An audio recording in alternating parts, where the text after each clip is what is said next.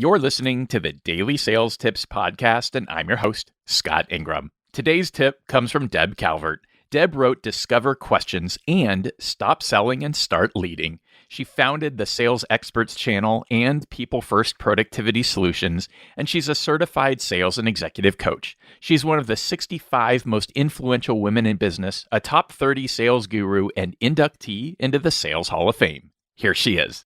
In a research study with 530 B2B buyers, we asked buyers what behaviors of sellers were most important to them, which behaviors would cause them to be more likely to meet with a seller, and which would cause them to be more likely to buy from a particular seller.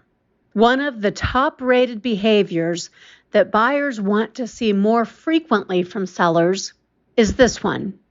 The seller engages with me in a two-way dialogue. Now, what does that mean? Well, it means that it's two-directional. It means it's not a monologue. It's not a one-way pitch. It's not a survey style of laundry list questions that you might be asking to primarily qualify.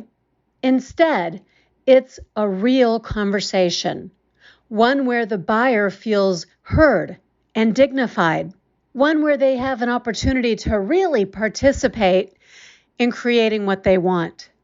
When it comes to discovery, this means that you shift from a diagnostic assessment of needs, where you're asking questions mainly so you can diagnose the problem and prescribe your solution. It shifts from that. No longer will it be a diagnostic needs assessment, but it will become a dialogic needs assessment, one where you're building rapport and trust, where you're probing to more fully understand the value and the rationale for whatever it is your buyer might be looking for. This builds incredible bonds between the buyer and the seller, which makes you differentiated and, according to buyers themselves, makes it far more likely that they will choose to buy from you.